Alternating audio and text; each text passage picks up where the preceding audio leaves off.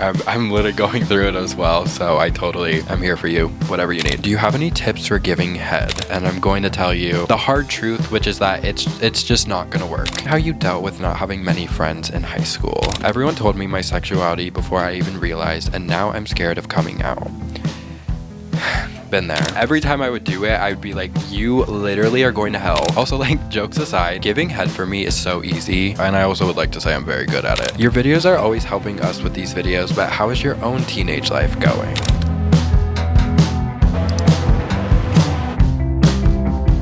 Hi guys, I have missed you so much. You wouldn't even know that I've been gone though, because I've been posting a lot still. I have not sat down and actually filmed a video in almost a week. If you guys are keeping up with me, honestly anywhere, whether it's on YouTube or Instagram, I recently was in Seattle. I posted 2 videos being in Seattle. I did like a vlog, and then I did a truth or drink with my best friend Sabrina. I love both of those videos so much, so if you guys haven't checked those out, I obviously am gonna recommend that you watch those. But anyway, I am so excited to be here again and to be filming this video for you guys. I believe this is episode 4 of this series that you guys love so much on my channel called Teen Talk. If this is the first video you're seeing of me or just the series in general, this is basically the series where I take to my Instagram story to ask you guys to submit any of your TMI. Most of the time it's like teenager questions, but honestly it's kind of just in general any questions that you guys feel are a little TMI or that you're just too scared to ask anybody else. That's what I'm here for. I basically go through all these questions totally anonymously, and I pick a couple out and try to give you my advice and also just offer my words of wisdom, I suppose. I love this series so much. It genuinely means the world to me, and the fact that you guys also love this series so much, just I've said this before in the other videos, so I'm sorry if I sound like a broken record, but my goal with this series was just to create a safe space on the internet. I think it goes without saying that not just the internet but the world can be very, very unkind, and I think one of my strongest traits as a human being is the fact that I've been through a lot, but the fact that I've come out of all the things that I've been through being more compassionate and more empathetic despite all the horrible things and traumas and all the horrible things I've been through. It's turned me softer to the world, and it's made me want to just help people. So that's what this series is, and I love it so much. Like I said, this is episode 4, so there are 3 other videos for you to check out if you want to just binge watch those or you haven't seen those yet. I'm really excited to be back. Again, you wouldn't even know that I was gone, but I'm really excited to be back filming this video for you guys. Again, whenever I do this series, I always go to my Instagram story to have you guys ask me questions there, so if you ever want to be in a video like this in the future, you gotta follow me on Instagram. Also, just like follow me on Instagram, you know what I mean? Like, even if you don't want to be a part of the series, you should follow me on Instagram because we have a good time over there too. With that being said, I'm not going to make you guys wait any longer. Let's get into this video. How do I not lose hope as a gay teen with straight friends dating and lack of other gay guys? This is a very common thing that I think a lot of gay people go through, which is struggling with this idea that you feel like you're never going to be in a relationship, and also adding on to that feeling because all of your other friends, who most of the time are going to probably end up being straight, all of your other friends are getting into relationships and having their first kiss and going on their first dates and losing their virginity. It can leave you feeling really underdeveloped and also just like there's nobody out there for you. The main thing that I say to anybody, and I've kind of got this general statement a lot in this series, the main thing that I say is there's such a world beyond the world that you're currently in, especially in school. I also just want to say, if you are able to figure out your sexuality in middle school, I think for me it was in middle school or even high school, I really do think there is something to be said about how much power there is in that, because a lot of people, it's not even so much that there isn't that many gay people or there isn't that many bisexual people or whatever. It's a lot of people can't come to terms with that until they're way later in their adult life. So if you're somebody who's confident enough in themselves right now in your life and you're in middle school or high school, again, if it takes you longer, like that's totally completely fine. But if you're able to figure that out in middle school and high school, I just want to say like there's so much power in that and you should be totally proud of yourself. But back to the whole feeling underdeveloped and everything. Again, the main thing I just say, there's so much more out there than just what's at your school. I think it's hard too because for me at least, and I think this is kind of common for a lot of people, when it comes to being gay in school, there's only typically a handful of gay students who are actually out and people know that they're gay. And again, this is just me personally, but none of those kids that were like out in middle school and high school were people that I found to be attractive. And so it made me feel really underdeveloped. I went through middle school and high school. I don't know, I guess I did have my first kiss when I was like 15, but when I was finally given the chance to experiment with someone and kiss someone and lose my virginity to someone, I felt like I had to rush into it because I felt behind, even though I was only 15, which I don't know why I felt so behind when I was 15, but I did feel left behind. And I felt like everybody else who was around me, even though they they were straight was so much more ahead of me, and they were so much more ahead in their life. And it was also hard for me too, because I like to think I've always been a more mature person. It's actually funny, I think a lot of the comments I get on this series is people being shocked that I'm 19, which I know somebody probably just heard me say that and they were like, oh my god, you're 19. Yes, I'm 19. I would like to think that I'm pretty well spoken, and I've kind of always been this way, and I've always been more mature for my age. But when it came to love and relationships and stuff, that was like the one aspect of my life that I didn't feel mature for my age in, because I didn't have a lot of experience in. Anyway, all this to say that there's so much more life out there, and there's so many more experiences that will come to you once you're out of school. Not to say that you can't have experiences in school, but also kind of tying back into what I was saying at the beginning, a lot of the reason why it's hard to have these experiences when you're young is because a lot of people just aren't comfortable enough to come into their own sexualities when they are young, which is totally fine, but it does just make it so a lot of gay people feel underdeveloped. But I just want to say there's no rush to do anything ever in any capacity, no matter your age. I've said this 5 times, so we'll move on from this, but there's such a bigger world out there than just what's going on in your English classroom or your math classroom. I promise. Hey Aiden, I love you. Okay, so I like this straight boy and I want him to like me back. What do I do? Also, I love you. I love you too, and I'm going to be your big brother in this, and I'm going to tell you the hard truth, which is that it's just not gonna work. And I'm telling you this now, and I'm sure that's painful to hear, but the pain that you're gonna hear from me saying that is a million times less from the pain that you're gonna feel if you continue to let yourself be attached to this idea of you being in love with a straight guy. This is just for anybody. It's never gonna work. That's a hard pill to swallow and a hard realization to come to, but it's so much easier to just accept that now and try your best to move on. And I'm not saying moving on is gonna be easy, especially I'm assuming this person is someone they're probably going to school with, so like you're probably gonna still see this person. It's gonna be so much easier to just try to get over it now. That way you don't fall like in love with this person and then you can't do anything about it, because it's gonna send you down this psychological spiral of what's wrong with me, why aren't I attractive enough to get this person to like me, when in reality this person just doesn't like the gender that you like. That's like you being a guy who's gay and a girl being in love with you, and the girl is beating herself up over it, thinking like, why doesn't he like me? Like, I know he's gay, but like, why doesn't he like me? Like, I'm so pretty. And you're looking at the situation being like, I just don't like girls. Like, it's nothing against you. You have to look at that from your perspective and in the situation that you're in. There's no fixing him. And I'm sorry, and I want to give you a hug, and I know it sucks. The first ever guy I liked was straight, and I do think there was a part of me that thought I could like switch him, which in retrospect that's like messed up and like weird. Like, you can't change somebody's sexuality, you know what I mean? Hi, I love your videos, and I'm wondering how you dealt with not having many friends in high school. Okay. I love this series so much, but I'm currently actually trying to work on another series that's pretty similar to this one, but it's kind of just me taking some of these topics and really diving into them, doing like a full video on like what me having no friends in high school was like, because a lot of these topics I feel like I could literally spend 30-45 minutes talking about. So definitely make sure you subscribe and stay tuned for that series, because I'm actually really excited about it. But anyway, I've talked about this many a times. I had no friends in school, specifically in high school. I had some in middle school. It was kind of, you know, here and there though, and a lot of the relationships were really unstable. In high school specifically, I didn't have anybody. I had like 2 friends in my senior year that I made, but even then, like I only saw them passing by in a passing period. Like, I didn't have, actually I had classes with one of them, but it was my film class, so it was like 40 minutes a day, and it was literally that was my only friend. Ooh, I don't know what I want to say, because I'm literally like outlining a video of fully going in depth, so I kind of want to save it for that video. But god, I don't really even know how I dealt. It was really hard. Like, I'm not gonna lie, one of the hardest things I've ever had to go through, I don't know, for me was really weird, because yes, I wanted friends, and yes, I wanted people to hang out with. Honestly, the thing that affected me the most was I felt like everybody in my school was looking at me and being like, wow, that's the kid with no friends. It wasn't even so much about my desperation to have people to like hang out with or do a project with. Like, I was fine. I've always been a very independent person, and it's definitely strengthened me turning into an adult. But actually going through that in school, yes, it was hard, don't get it twisted. Again, like the hardest thing for me was just I felt like everybody was looking at me like a loser, and especially in moments when it came to like having to pick a friend to do a project with, and I was always the person that nobody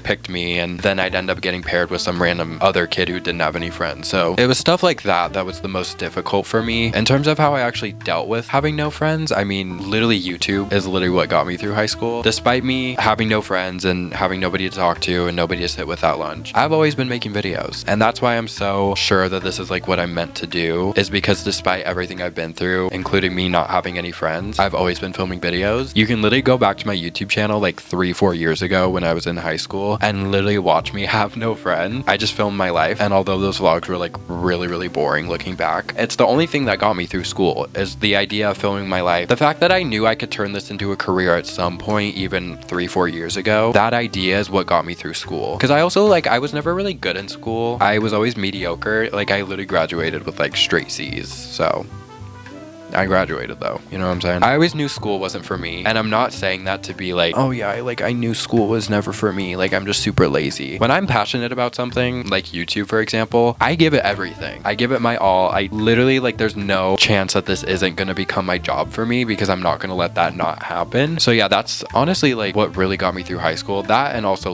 Taylor Swift, and being able to listen to her music throughout school. I remember specifically, this is just kind of a fun fact. I remember this one class specifically. I think it was history class I had to take. It was the worst class. I hated it so much. And the class period was 40 minutes. So every single day I would play All Too Well 10-minute version 4 times. Because by the time I listened to All Too Well 10-minute version 4 times, the class was over. And that's literally what got me through that class and made it even a little bit bearable for me. You gotta find the little things, you know what I mean? Everyone told me my sexuality before I even realized, and now I'm scared of coming out.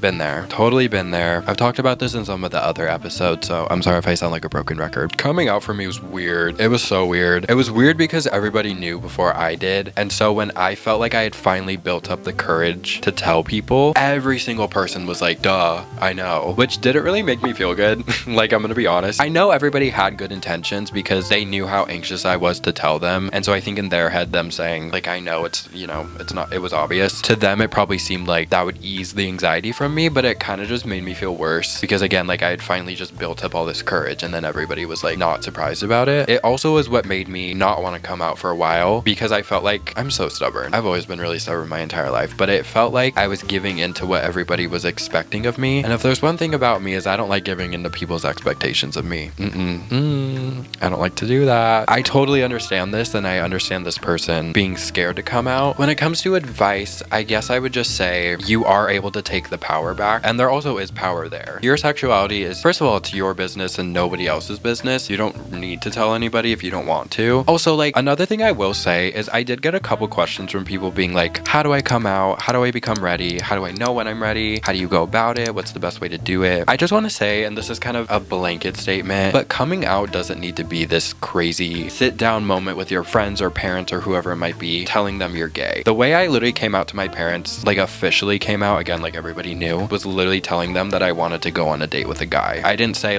hey, by the way, I'm gay, I like guys, moving on. I literally was just hey, am I allowed to go on a date? It's with this guy. I think his name was Matthew. That's literally how I came out to my parents. And it can be something really easy and casual like that. Obviously, if you want to be more specific and sit your parents down and tell them you're gay or you're lesbian or whatever it might be, that's totally fine and more power to you. But you can also just bring it up casually if it's something that you're a little nervous about. You could just say hey, I have a crush on this guy. There you go. Or I have a crush on this girl, whoever it might be. I would advise that to some people, and also just realize that is an option for you. In terms of just being scared to come out, I totally get it. I've also talked about this before, but I'm so grateful to have a family that is supportive, and I totally recognize the privilege and kind of safety that I've been given with that, because I totally understand and recognize that a lot of people don't have that and don't have a safe space and don't have people who are supportive. They aren't going to have parents who, when they do come out, that are going to be supportive. They're going to have parents that are going to disown them and not be supportive, and that breaks my heart. No matter the amount of stories that I've heard and have been submitted to me of people just saying they're in really horrible situations with their family, it will never fail to break my heart, because I just don't understand it, and I don't understand why the love your child has for someone, even if it's the same gender, why that affects somebody so much. So I don't want to tell you to not be scared, because I obviously don't understand your situation and what's at stake for you, because a lot of people,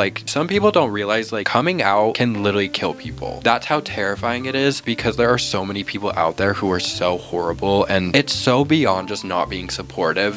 There's literally hateful people out there. It's a very scary world. So I just want to advise everybody, be careful, take care of yourselves, do what's best for you in this time to keep your safety, because that's the number one thing. But in terms of this question, I just want to say you are able to take the power back and not let people hold the power over you, because it's you, it's your sexuality, it's nobody else's business. If you want to tell people, cool. If you don't want to tell people, also cool. If you want to tell people people in a more mundane kind of a way, cool. If you want to put post-it notes in a rainbow all over your house and tell people you're gay that way, also super cool. You should totally film it, by the way, and send it to me. I would want to see that. Just do it in the way that makes you comfortable, and it's also going to ensure your safety. That's not even just this question, but anything to do with coming out. That's like literally all I have to say about all that. I've been in a school with limited gays, so there isn't really anyone to talk to. It sort of makes me question whether I'm asexual. I'm overthinking, but it's hard to feel like I'm never going to meet anyone. I'm now 16, going off to college. By the way, love you. I love you too, and I just want to say, if you are asexual, that's totally fine. But I will say, first of all, like, don't limit yourself and box yourself in with a label before you've had experiences. And I only say that because it sounds like, you know, with this person saying there's limited gay people at your school and there isn't really anyone to talk to, it sounds like you don't have a lot of options, and that's totally normal and a valid thing. But I would just advise, just to maybe ease some of the overthinking you might be having, don't box yourself in with a label just yet before you've had experiences. I think once you've maybe gone on a couple dates or maybe been in a relationship or two, then you can maybe say you're asexual. But I don't think, personally, again, you can do whatever you want, but I just personally don't think you should use that label until you've had experiences yet, because you never know. You know what I mean? Do you have any tips for giving head? Ooh, I will say I don't have a gag reflex. I know.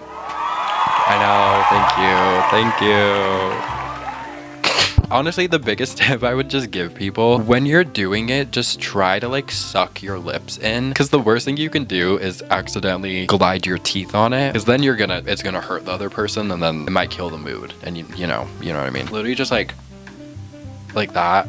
That's so weird. Like, also, I don't know, because jokes aside, giving head for me is so easy, and I also would like to say I'm very good at it, but it's because not only do I not have a gag reflex, but I don't know why, I just produce so much saliva naturally. It also makes talking really hard, I will say, because I'm always like full of saliva. I don't know why. I've always been like that, so I don't know what that's about. But when it comes to giving head, I've noticed a lot of other people that I've like been with intimately, they can't produce saliva as much as I can, and it can make giving head really exhausting. So I will say, I've never had to personally do this again because I produce so much saliva, but there is also like flavored lube. So like when you're doing it, it should taste, if you don't like the taste, I personally don't mind the taste. It just tastes like saliva to me. I guess my tips are just suck your lips in, and also if you can't produce saliva, also maybe look into like flavored lube, or I don't know. Sorry, I'm the best at giving head. Like, I don't know what to tell you.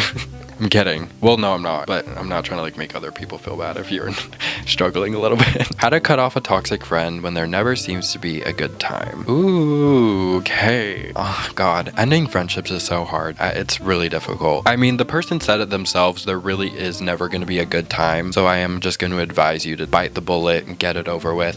I think it's hard because a lot of the time when you're ending a friendship, the other person can never understand, even if they've done something completely wrong, they can't seem to understand why you're throwing away the whole friendship. I would hope if you're throwing away an entire friendship, they either did something absolutely horrible and unforgivable, or there's been a buildup of things that they've kind of been doing, which in that case, if there has been a buildup to it, I do hope you've been having conversations with them beforehand about the things that they're doing and how it might be affecting or upsetting you. But if there was like a big thing that happened, then I don't think the person should be surprised that you're ending the friendship. I don't know, I think communication is just the main thing. Being open and upfront and honest about it, telling them why you're ending the friendship, why you're cutting them off, especially if it's a toxic friend. Tell them why, tell them what they did. Don't just cut people off and not explain why, because that's not fair to them, even if they did something horrible. I think it's always the best thing to be open and honest with people. But yeah, just bite the bullet. I know it's hard, but the more time that passes and the more you let the friendship continue, it's gonna just become harder to cut it off later. You know what I mean? How to go through the loss of a friendship, especially a best friend. Okay.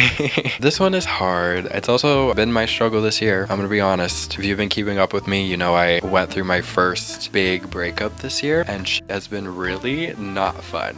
So it's actually been really difficult for me because the past couple of months, we broke up in December, and the first couple months I was so angry, which actually made dealing with the breakup so much easier for me because I just wrote off all of my feelings as I hate this man, he sucks, hope karma gets his ass. And now I'm at the point where I don't feel that way anymore, thankfully. It's a lot more peaceful in my head, kind of. But then the other part of it is now I'm at the point where I'm kind of mourning the relationship, and that is a lot harder to do because now I have to really sit with the emotions and really accept I actually do miss miss this person. I don't miss the fighting, and I don't really miss the relationship. Like, I'm glad that it's over, but that doesn't mean, you know, you can be in the most toxic, abusive relationship and still miss it. And that's what's like kind of psychologically hard and damaging. It's also hard too, like this person said, most of the time when you're in a relationship, I totally think you should be best friends with the person. Because of that, if the relationship doesn't end up working, not only are you losing your boyfriend or your girlfriend, but you're also losing your best friend. And that is hard.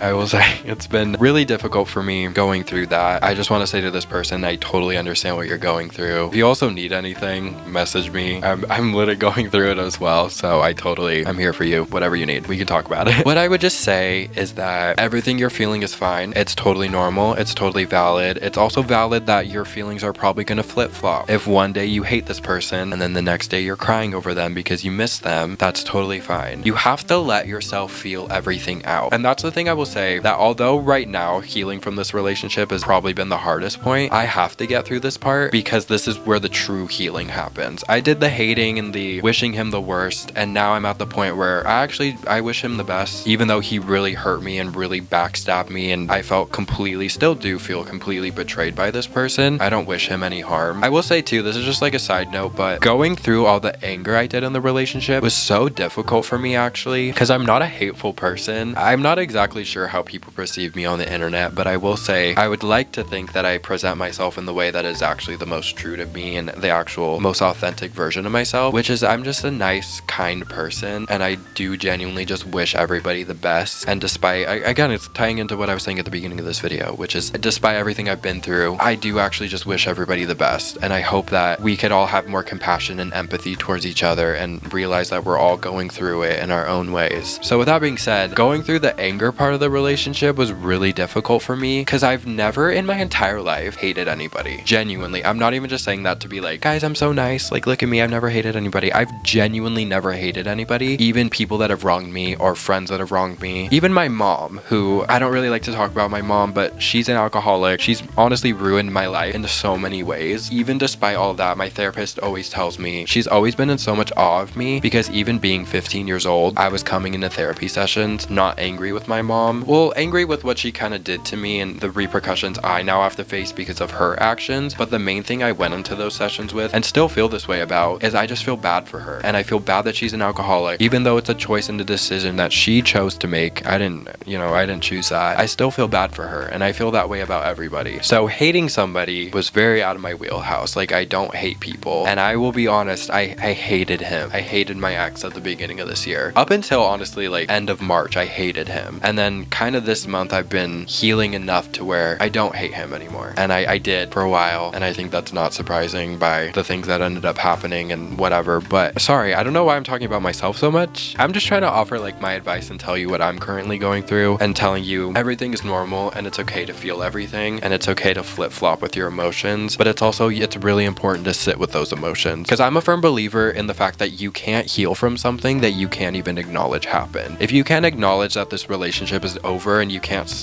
swallow that pill, I don't think you'll ever be able to get over it. And in the future, when you do get into a new relationship, your previous relationship is just gonna bleed into that because you weren't fully healed from that. Damn, sometimes I talk and I'm like, I feel like a 30-year-old man. Like, I feel like I have so much wisdom and I'm literally 19. Hopefully it's helping somebody. Tips on holding your close friends accountable without making them feel attacked. I guess the first thing I will say, if I'm doing something that is hurting my friend, I would want them to tell me that. If I'm doing something that's hurting them, upsetting them, putting a strain on our friendship, I would want to know that I'm doing that so then I can change my behavior and fix that. And not to say that I'm the most perfect friend and I'm the most perfect person and ooh, everybody should be like me. But I do think if your friends aren't willing to hear you out, then I don't think that that's a really good friendship, and I don't think it's one worth keeping. I think if you're telling your friend something that's upsetting you and they can't take that, and not necessarily that they have to take that and they have to change, but if they aren't at least acknowledging it and validating your feelings and being a little remorseful and saying, hey, I'm sorry you feel that way, like I wasn't trying to do that. If they're not at least doing that, then again, I don't think it's a friendship worth keeping. I do understand confrontation can be hard. I personally hate confrontation, so I totally get it. But the thing I always tell myself, and I'm going to advise to other people, it's so much more worth it to have the awkward conversation now with your friend rather than to internalize it, continuously be hurt about it, and then to end up bringing it up later down the line when it just blows up in a conversation. I feel this way about relationships and friendships. I think everything's gonna get brought up at some point. That's kind of just the mentality I have. When I have a problem with a friend or a relationship, I always say how I feel immediately upon feeling that thing, because I know it's gonna get brought up. Whether it gets brought up now because I'm telling you this now, or it gets brought up a month later because I internalized it, but then we end up having this big giant fight and I'm so angry and I can't control my emotions, and I immediately just am back to a month ago when this person did something that really hurt me, and then I'm saying, well, you did this a month ago, and then the other person is so blindsided by that because they're like, how was I supposed to know this hurt you a month ago? You didn't bring it up. And then at that point it is kind of on you for not bringing it up to begin with. So my biggest thing, again, it's always easier said than done, but it's just to bring it up now because it will be in the long run better. It's going to be an awkward conversation for sure, but I think the awkward conversation is so much more easy to get through than the big fight later down the line. But that's just how I feel. While I know I have depression at the very least, I'm being told it's just because I'm a teenager, but I know that's not the full story. But anyway, how do I go about dealing with my mental health at this age? Again, I've totally, I don't know why there's so much stuff in my eyelashes. Wow, okay. Again, I've totally been there. Totally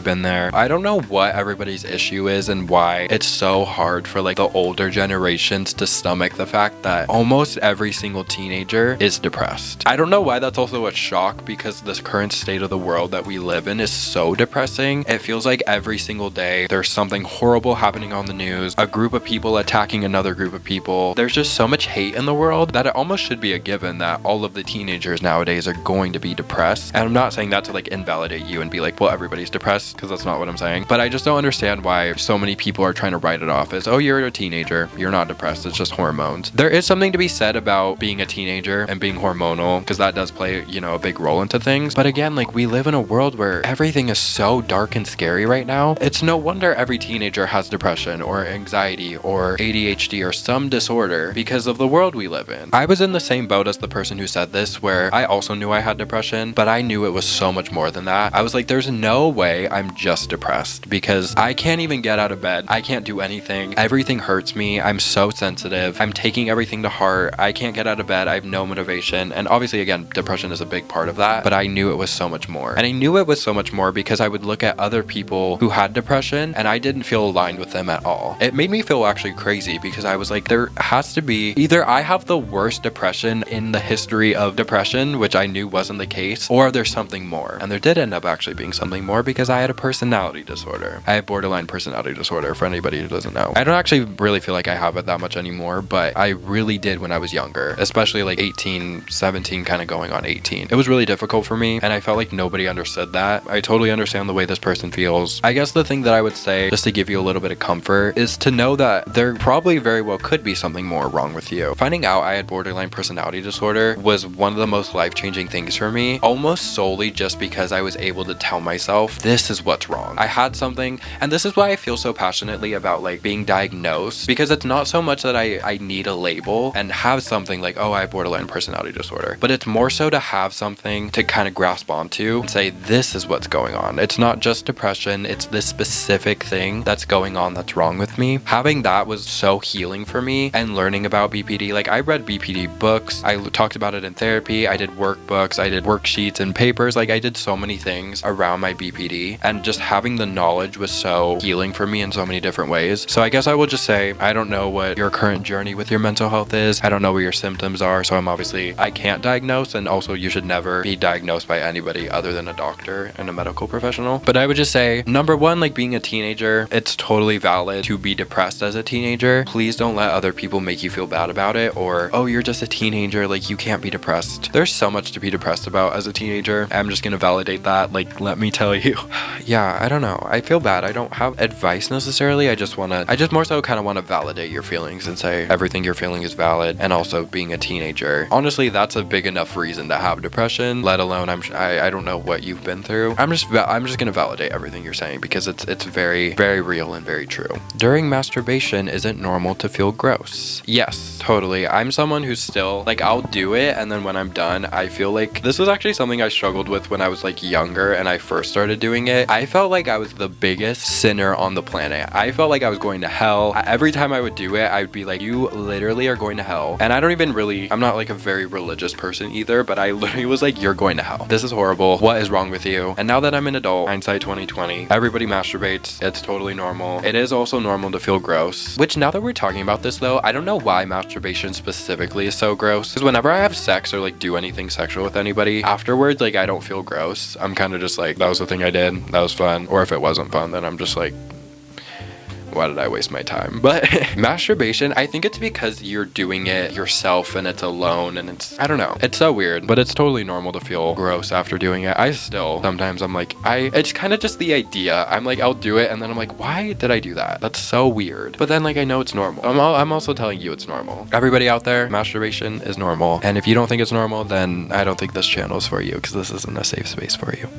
Even though this is a safe space on the internet, but not for you. Many believe doing it before marriage is not okay. What's your perspective on why it is okay before marriage? Also, I love your series. Thank you so much. I appreciate that. I personally think it's okay before marriage because one, I'm not religious, as I kind of just talked about. I do believe in God. I think.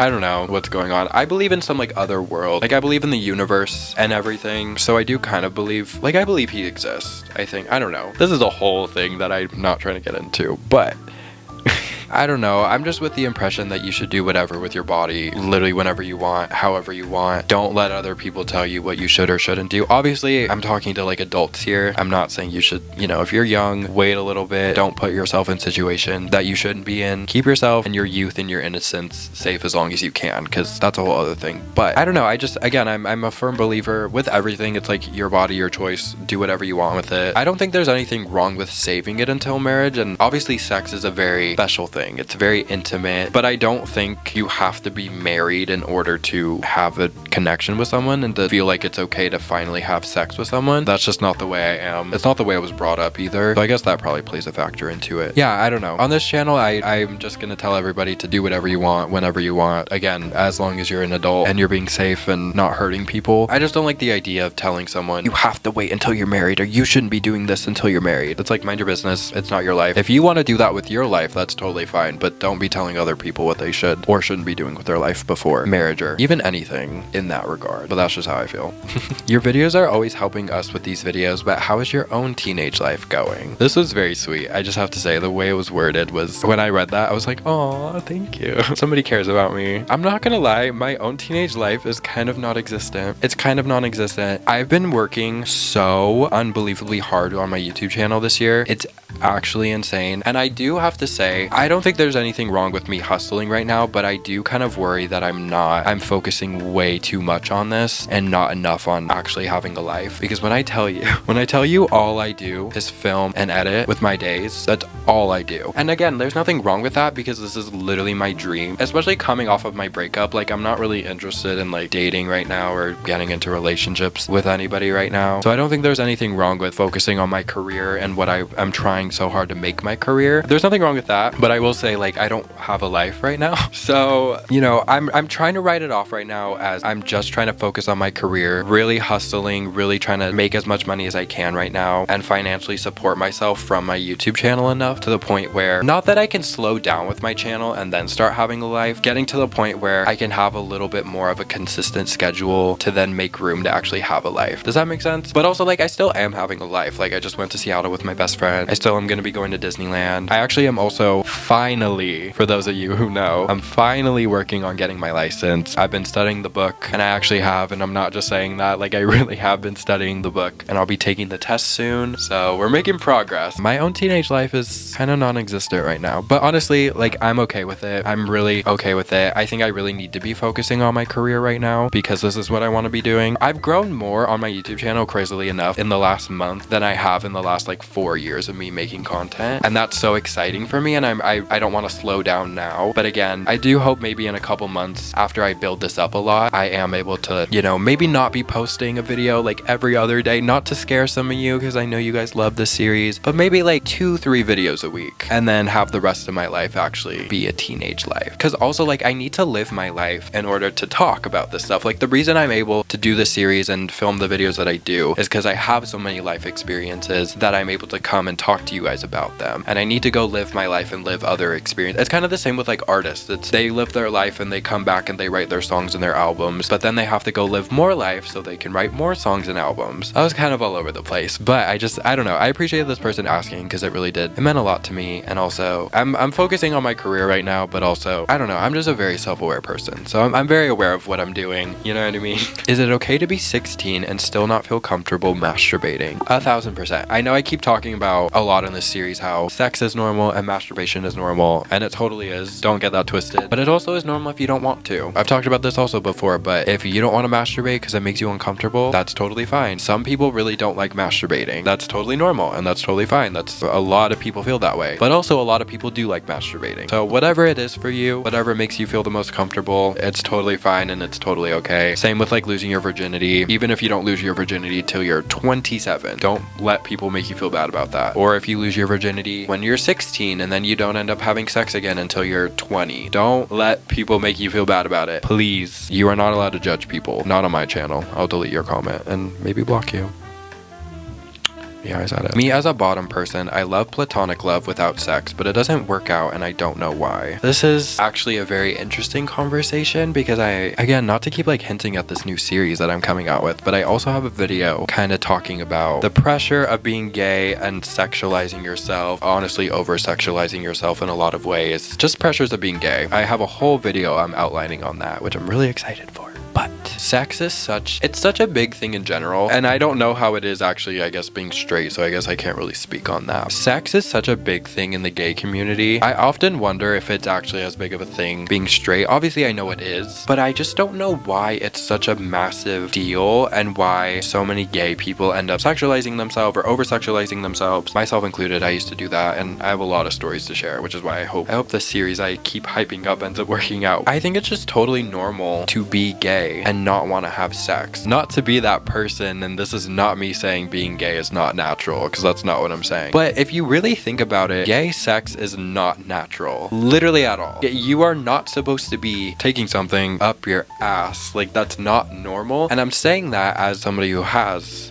many a times. It's not comfortable. It's not normal. And I've also talked about this before where I really don't like having intercourse. It's not entertaining to me. It just hurts most of the time. I don't mind it when I'm like by myself and I'm able to go at my own pace, but a lot of the time, again, there's also pressures with the like standard of having sex where people just want to be really aggressive and go crazy. I just don't like doing it. But sex is like a very important part for a lot of relationships, I guess, in general, but especially gay relationships. It's like a vital part to a lot of people. I think a lot of it is people trying to catch up and feel like they're underdeveloped, so they feel like they have to have a lot of sex because, oh, I didn't kiss people when I was, in middle school or high school, or I didn't get to go on dates with people, so now that I'm an adult, I feel like I have to kiss you and make out with you. We also have to fuck right now. Like, we have to do all of this. Does that make sense? Does anybody else feel this way? Or is this just me? Am I alone on this? I might be. Yeah, I don't know. I feel bad because this person is like asking like why it doesn't work out, and I don't know why it doesn't work out, but I do understand the frustration that this person is feeling and just wondering like, why can I not just be in love and not want to have sex? Like, it's not. I think that's totally valid, but I do also understand it's way more common than not for someone to be like obsessed with having sex, especially being gay versus not. So I don't know why it doesn't work. Now, I don't want to say it doesn't work because I promise you there is somebody out there that is meant to be your person, that is also, gonna love you for you and isn't gonna just want to have sex with you. Like, they are gonna want to just have this platonic love with you. I can definitely understand how it's frustrating and kind of hard to navigate, and I just want to validate that. Yeah, honestly, a lot of this video is just me like validating. I think honestly that's the best that I can do because I don't unfortunately really have advice on this one.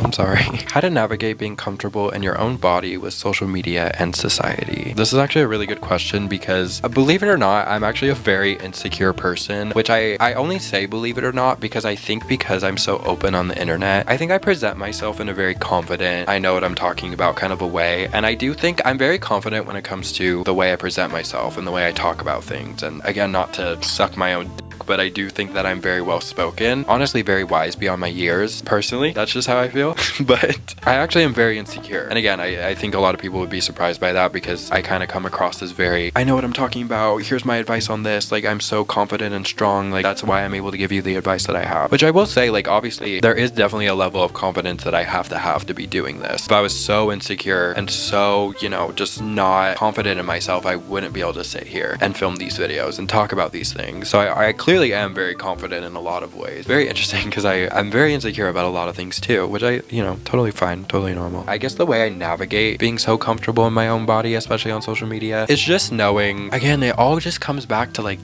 I know for a fact, this is what I'm meant to do. I've always felt that way my entire life, even when I was like 9 years old, making really god-awful YouTube videos about little short films I was making about being in the war, like just crazy, the most, you know, my imagination was running wild at that age. I've always my entire life known that this is what I'm meant to do, and it's actually never become more clear to me that this is what I'm meant to do than this year. And honestly, especially with starting this series, I've talked about this before too, but with starting this Teen Talk series, I never thought people would care. Genuinely, it was just an idea that I had. I honestly started doing this series because one of my favorite creators, Adeline Morin, has this series on her channel called Girl Talk, where she talks about, you know, girl things and all of that, and I always loved watching those videos. And so I was like, I wonder if people would like to hear me talk about stuff. I didn't think people actually would though. I kind of thought these videos wouldn't do well and people would just want me to shut up and talk about Taylor Swift more, which I would happily do. Love Taylor Swift and love those videos too, but I was so blown away with the response from this series. And again, it really just further proved to me this is what you're meant to do. Because I've always been a very creative person, and I've also always struggled with trying to make sense of why I've been through all the things that I have. Why have I been through all these horrible things? I'm so sensitive and everything affects me so much. I don't understand why I've been through so many things, and being able to talk about these things and my experiences and help you guys and give you guys, you know, the remorse and compassion that I have as a human being that I've actually realized is very rare because a lot of people aren't very compassionate or empathetic people. Having this is like a superpower. I think everything I've done happens for a reason, and I think all of